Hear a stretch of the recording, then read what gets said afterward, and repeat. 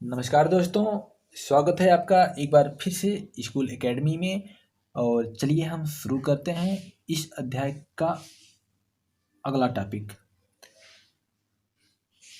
माल प्राप्त करने संबंधी नीतियाँ। जैसा कि स्पष्ट है कि शिल्प उत्पादन के लिए कई प्रकार के कच्चे माल का प्रयोग होता था।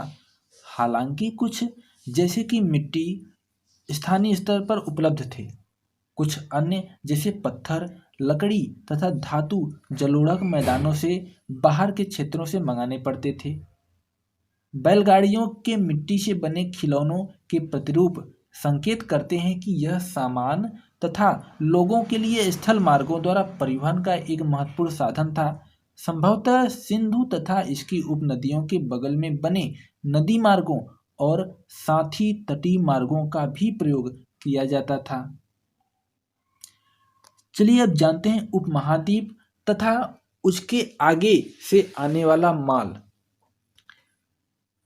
हड़प्पावासी शिल्प उत्पादन हेतु माल प्राप्त करने के लिए कई तरीके अपनाते थे। उदाहरण के लिए उन्होंने नागेश्वर और बालाकोट में जहां शंख आसानी से उपलब्ध था बस्तियां स्थापित की। ऐसे ही कुछ अन्य पुरास्थल थे। सुदूर अफगानिस्तान में सोर्तुघई, जो अत्यंत कीमती माने जाने वाले नीले रंग के पत्थर लाजवर्द मणि के सबसे अच्छे स्रोत के निकट स्थित था, तथा लोथल, जो कार्निलियन गुजरात में भड़ौच से, सेलखड़ी दक्षिण राजस्थान तथा उत्तरी गुजरात से और धातु राजस्थान से के स्रोतों के निकट स्थित था।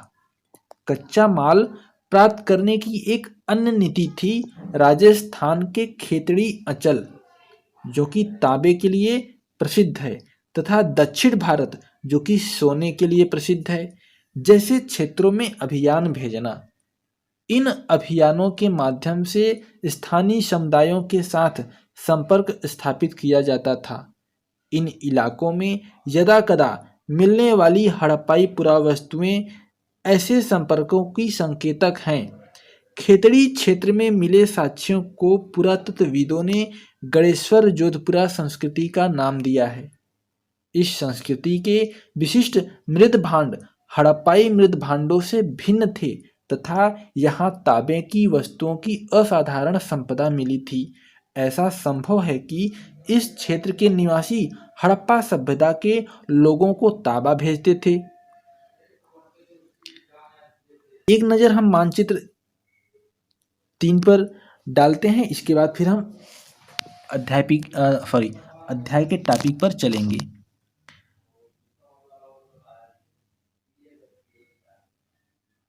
इसमें अरब, मध्य एशिया और पश्चिमोत्तर भारत के स्थानों को दिखाया गया है।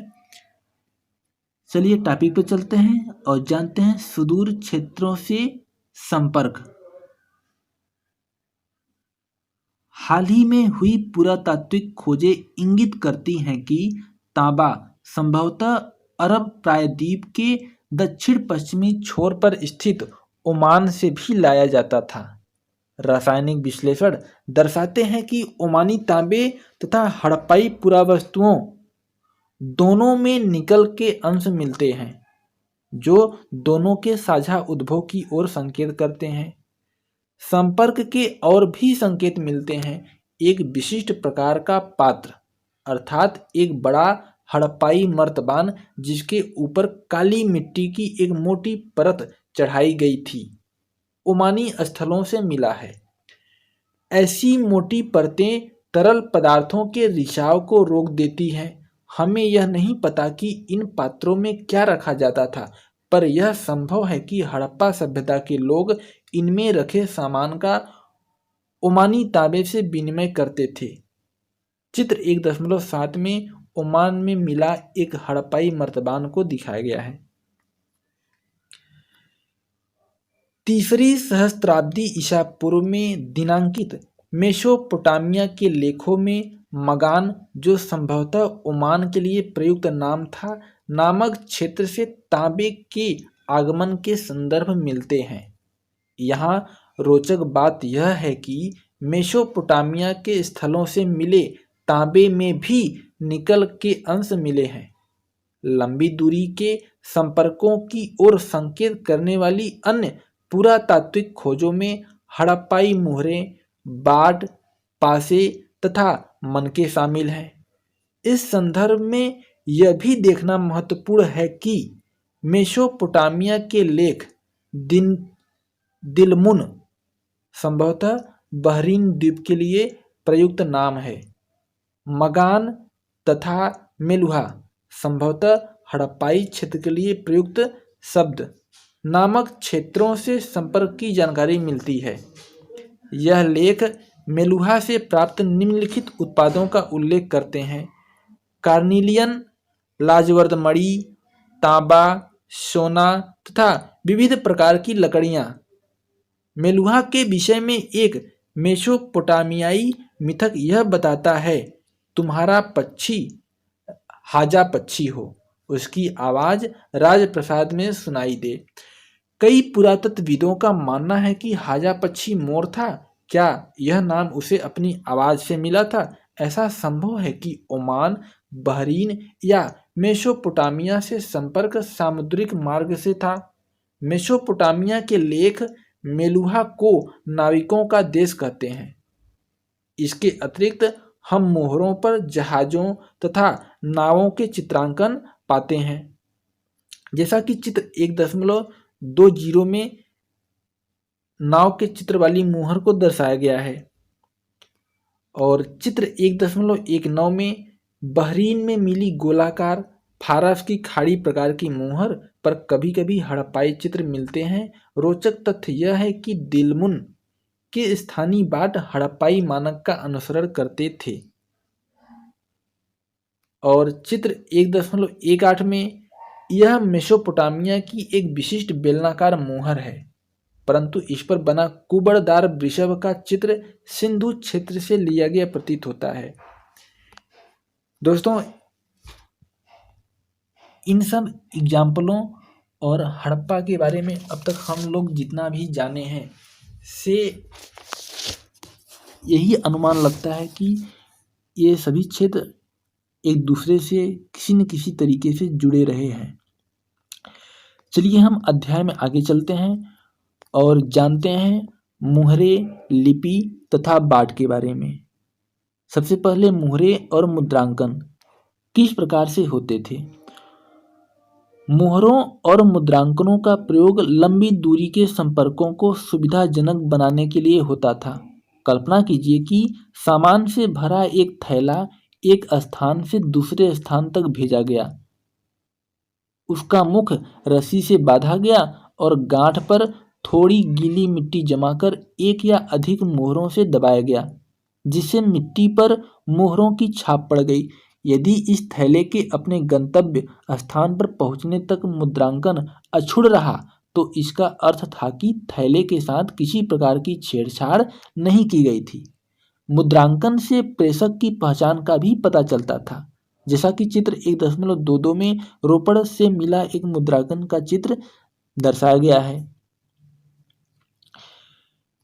चलिए अब जानते हैं एक रहस्यमय लिपि के बारे में। सामान्यतः हड़प्पाई मोहरों पर एक पंक्ति में कुछ लिखा है जो संभवतः मालिक के नाम व पदवी को दर्शाता है। विद्वानों ने यह सुझाव भी दिया है कि इन पर बना चित्र आमतौर पर एक जानवर अनपढ़ लोगों को सांकेतिक रूप से इसका अर्थ बताता था। अधिकांश अभिलेख संक्षिप्त हैं। सबसे लंबे अभिलेख में लगभग 26 चिन्ह हैं। हालांकि यह लिपि आज तक पढ़ी नहीं जा सकी है, पर निश्चित रूप से यह वर्णमाली नहीं थी, जहां प्रत्येक चिन्ह एक स्वर अथवा व्यंजन को दर्शाता है। वर्णमाला लिपि में क्योंकि इसमें चिन्हों की संख्या कहीं अधिक है, लगभग 375 से 400 के बीच, ऐसा प्रतीत होता है कि यह लिपि दाईं से बाईं ओर लिखी जाती थी, क्योंकि कुछ मोहरों पर दाईं ओर चौड़ा अंतराल है और बाईं ओर यह संकुचित है, जिससे लगता है कि उत्कीर्णक ने दाईं ओर से लिखना आरंभ किया और बाद में बाईं ओर स्थान कम पड़ गया। अब हम उन विभिन्न प्रकार की वस्तुओं को देखते हैं जिन पर लिखावट मिली है। मुहरे, तांबे के औजार, मर्तबानों के अमठ, तांबे तथा मिट्टी की लघु पट्टिकाएं, आभूषण, अस्थि छड़े और यहाँ तक कि एक प्राचीन सूचना पट। याद रखिए, हो सकता है कि नष्ट प्राय वस्तुओं पर भी लिखा जाता हो। क्या इसका यह अर्थ लगाया जा सकता है कि साक्षरता व्यापक थी? चलिए अब जानते हैं बाट के बारे में। विनिमय बाटों की एक सूक्ष्म या परिशुद्ध प्रणाली द्वारा नियंत्रित थे। विनिमय बाटों की एक सूक्ष्म या परिशुद्ध प्रणाली द्वारा नियंत्रित थे। ये बाट सामान्यतः चर्ट नामक पत्थर से बनाए जाते थे और आमतौर पर ये किसी भी तरह के निशान से रहित घनाकार होते थे। इन बाटों के निचले मानदंड द्विआधारी, मतलब कि 1, 2, 4, 8, 16, 32 इत्यादि 12,800 तक थे, जबकि ऊपरी मानदंड दशमलव प्रणाली का अनुसरण करते थे। छोटे बाटों का प्रयोग संभवतः आभूषणों और मनकों को तौलने के लिए किया जाता था। धातु से बने तराजू के पलड़े भी मिले हैं। चलिए अब जानते हैं प्राचीन सत्ता के बारे में कि किस प्रकार से शासन व्यवस्था उस दौरान चलती थी भी कि नहीं थी। हड़प्पाई समाज में जटिल फैसले लेने और उन्हें कार्यान्वित करने के संकेत मिलते हैं। उदाहरण के लिए हड़प्पाई पुरावस्तुओं में असाधारण एकरूपता को ही ले, जैसा कि मृद भांडों, मुहरों, बाटों तथा ईंटों से स्पष्ट है। महत्वपूर्ण बात यह है कि ईंटें, जिनका उत्पादन स्पष्ट रूप से किसी एक केंद्र पर नहीं होता था, जम्मू से गुजरात तक पूरे क्षेत्र में समान अनुपात की थीं। हमने यह भी देखा है कि अलग अलग कारणों से बस्तियां विशेष स्थानों पर आवश्यकता अनुसार स्थापित की गई थी। इसके अतिरिक्त ईंटें बनाने और विशाल दीवारों तथा चबूतरों के निर्माण के लिए श्रम संगठित किया गया था। इन सभी क्रियाकलापों को कौन संगठित करता था? चलिए अब जानते हैं प्रसाद तथा शासक। सत्ता के केंद्र अथवा सत्ताधारी लोगों के विषय में पुरातात्विक विवरण हमें कोई त्वरित उत्तर नहीं देते। पुरातत्वविदों ने मोहनजोदड़ो में मिले एक विशाल भवन को एक प्रसाद की संज्ञा दी। प्रसाद मतलब होता है राज दरबार, परंतु इससे संबंध कोई भव्य वस्तुएं नहीं मिली हैं। एक पत्थर की मूर्ति को पुरोहित राजा की संज्ञा दी गई थी और यह नाम आज भी प्रचलित है। ऐसा इसलिए है क्योंकि पुरातत्वविद मेसोपोटामिया के इतिहास तथा वहां के पुरोहित राजाओं से परिचित थे और यही समानताएं उन्होंने सिंधु क्षेत्र में भी ढूंढी। लेकिन जैसा कि हम देखेंगे, हड़प्पा सभ्यता की अनुष्ठानिक प्रथाएं अभी तक ठीक प्रकार से समझी नहीं जा सकी हैं और न ही यह जानने के साधन उपलब्ध हैं कि क्या जो लोग उन अनुष्ठानों का निष्पादन करते थे उन्हीं के पास राजनीतिक सत्ता होती थी।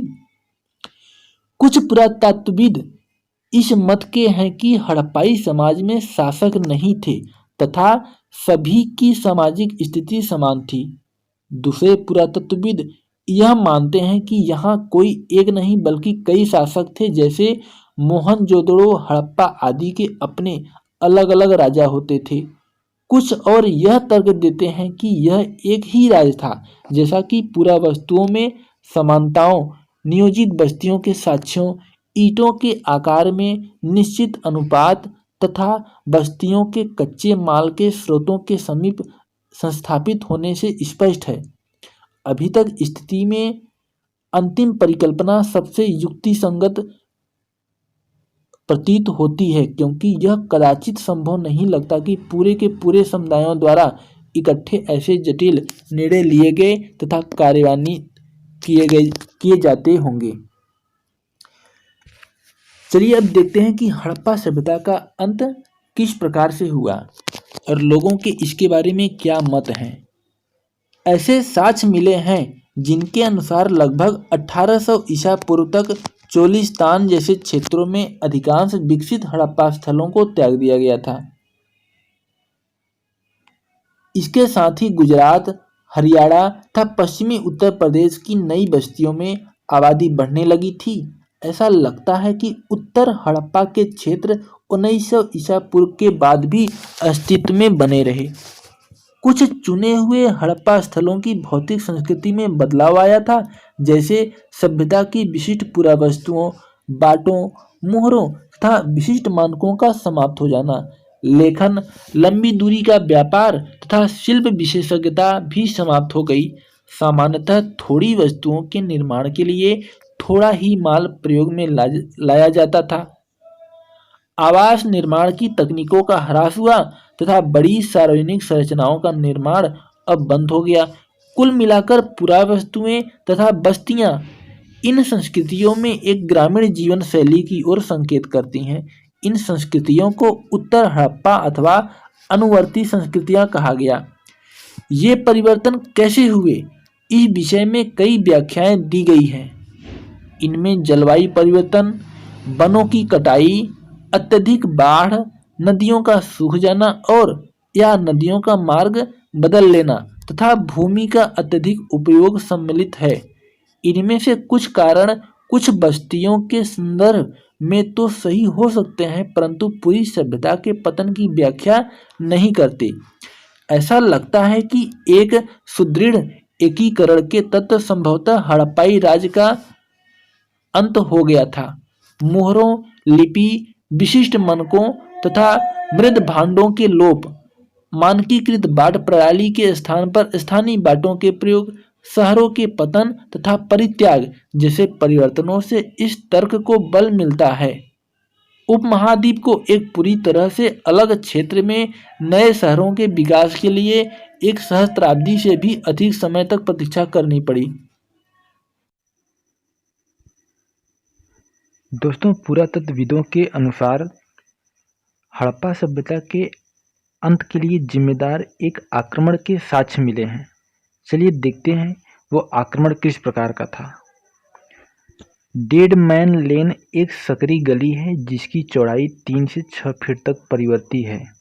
वह बिंदु जहां यह गली पश्चिम की ओर मुड़ती है, 4 फीट तथा 2 इंच की गहराई पर एक खोपड़ी का भाग तथा एक वयस्क की छाती तथा हाथ के ऊपरी भाग की हड्डियां मिली थी। ये सभी बहुत भुरभुरी अवस्था में थी। यह धड़ पीठ के बल गली में आड़ा पड़ा हुआ था। पश्चिम की ओर 15 इंच की दूरी पर एक छोटी खोपड़ी के कुछ टुकड़े थे। इस गली का नाम इन्हीं अवशेषों पर आधारित है। John Marshall, Mohenjodaro and the Indus civilisation, 1931 से उद्धृत।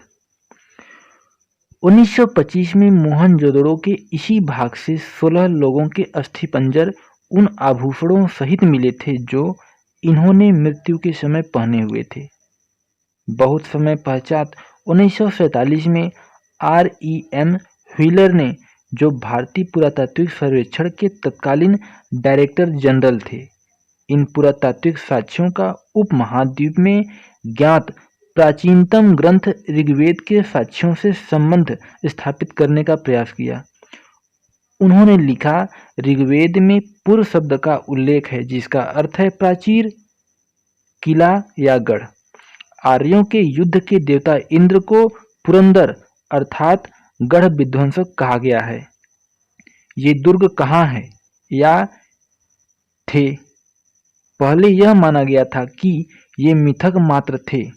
हड़प्पा में हाल में हुए उत्खननों ने मानव परिदृश्य बदल दिया है। यहाँ हम मुख्यतः अनार्य प्रकार की एक बहुत विकसित सभ्यता पाते हैं जिसमें अब प्राप्त जानकारी के अनुसार विशाल किलेबंदियां की गई थी। यह सुदृढ़ रूप से स्थिर सभ्यता कैसे नष्ट हुई? हो सकता है जलवायु संबंधी, आर्थिक अथवा राजनीतिक ह्रास ने इसे कमजोर किया हो, पर अधिक संभावना इस बात की है कि जानबूझकर तथा बड़े पैमाने पर किए गए विनाश ने इसे अंतिम रूप से समाप्त कर दिया। यह मात्र संयोग ही नहीं हो सकता कि मोहनजोदड़ो के अंतिम चरण में आभास होता है कि यहाँ पुरुषों, महिलाओं तथा बच्चों का जनसंहार किया गया था। पारिस्थितिक साक्ष्यों के आधार पर इंद्र अभियुक्त माना जाता है। R.E.M. व्हीलर ने अपने हड़प्पा, जो कि 1946 के एशियंट इंडिया जर्नल में प्रकाशित किया था। 1960 के दशक में जॉर्ज डेल्स नामक पुरातत्वविद ने मोहनजोदड़ो में जनसंहार के साक्ष्यों पर सवाल उठाए। उन्होंने दिखाया कि उस स्थान पर मिले सभी अस्थिपंजर एक ही काल से संबद्ध नहीं थे। हालांकि इनमें से दो से निश्चित रूप में संहार के संकेत मिलते हैं, पर अधिकांश अस्थियां जिन संदर्भों में मिली हैं वे इंगित करती हैं कि ये अत्यंत लापरवाही तथा श्रद्धाहीन तरीके से बनाए गए समाधान थे। शहर के अंतिम काल से संबंध विनाश का कोई स्तर नहीं है। व्यापक स्तर पर अग्निकांड के चिन्ह नहीं है। चारों ओर फैले हथियारों के बीच कवचधारी सैनिकों के शव नहीं है। दुर्ग से जो शहर का एकमात्र किलेबंद भाग था, अंतिम आत्मरक्षण के कोई साक्ष्य नहीं मिले हैं। G.F. Dales the mythical massacre at Mohenjodaro expedition 1964 से उद्धृत। जैसा कि आप देखते हैं कि तथ्यों का सावधानीपूर्वक पुनरीक्षण कभी-कभी पूर्ववर्ती व्याख्याओं को पूरी तरह से उलट देता है। इस भाग में इतना ही। टॉपिक 10 को हम अगले भाग में कवर करेंगे। तब तक के लिए नमस्कार।